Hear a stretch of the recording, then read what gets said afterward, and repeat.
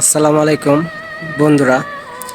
দেখ, এই লোকটাকে তো সবাই ইতিমধ্যে চিনে গেছেন, কারণ মরার আগে চিনেন নাই, মরার পরে সকলেই তার নাম, তার ঠিকানা সব কিছু চিনে গেছেন।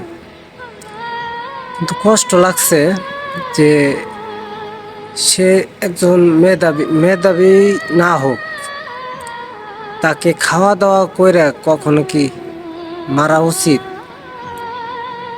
যদি সে মোবাইল চুরি কইরেও থাকে, তারপরও তো তারে মাইরে ফেলা কোনো উচিত না, বা আপনাদের দায়িত্বের ভিতরে আসে না মারা। আপনাদের দায়িত্বে পুলিশের কাছে হস্তান্তর করা, তারা সঠিক তদন্ত করে তারা বের করবে মোবাইলটা কি ও আসলে নিছে কি না। তা আপনারা সন্দেহ যাবৎ তাকে মেরে ফেললেন। আমি এই জন্য শিক্ষিত লোককে পছন্দ করি না। শিক্ষিত লোকরা একটা মাদার চোদ, পাঞ্চত। এর ভিতরে আরো কিছু যদি থাকে, তারপরেও শিক্ষিত লোককে আমি এটাই বলবো। কারণ এরা ঢাকা বিশ্ববিদ্যালয় পড়ে, তারা একটা মাদার চোদ। তারা সব কিছুই বাড়াবাড়ি করে সব কিছুর ইতি। তো এই বাঞ্চতগুলা কি করছে, এই ছেলেটাকে নির্মমভাবে মেরে ফেললো। তো এখানে কি সবাই বাঞ্চত? এখানে কি কোনো ভালো মানুষ ছিল না?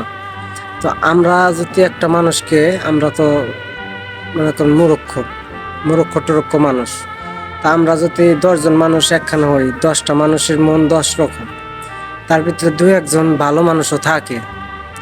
যে যারা মূর্খ আছে তাদের ভিতরে 2-1 জন ভালো মানুষও থাকে, যে একটা মানুষের 2-একটা চর দিলি পাদেও আর একজন ফিরাইব, বলবো যে না, মারাটা ঠিক হইতেছে না। তো এরকম মানুষত্ব আছে আমাদের মূর্খ ভিতরে। আর ওই বাঞ্চত শিক্ষিত গুলা এতটি লোক মারলো, একটা লোক কি বাধা দেওয়ার মতো ছিল না যে মারতাছে? এটা ঠিক না। পুলিশের কাছে তুইলা দে, পুলিশে তদন্ত কইরা তারপরে বের করবে তোর মোবাইল সঠিক ও নিছে কিনা, ওর কোনো লিঙ্ক আছে বা কোনো কিছু আছে, সঠিক তথ্য সে বের করবে। তোমরা তা না করে কি করলা? ছেলেটাকে মাইরে ফেললা। ছেলের বাবা নাই, ছেলের মা নাই, ছেলে একটা এতিম মানুষ। ঠিক আছে, এতিম মানুষ, তার মাথায় একটু সমস্যা হয়েছে, কারণ শিক্ষিত লেখা প্রচুর মেধাবী ছাত্র আমি দেখছি মাথা নষ্ট হয়। তার হয়তো মাথা নষ্ট হয়েছে যে কোনো কারণে, তাদের সে চায় চিন্তা খায়। কারো কাছে খিদে লাগলে বাদে পেট তো মানুষের, মনে করেন যে খিদে লাগলে বাদে চুচু করে, কারণ তখন মন চায় কিছু খাইতে। তো আপনিও জানেন, আমিও জানি, সবাই জানেন, মানুষ বলতেই ক্ষুধার্ত।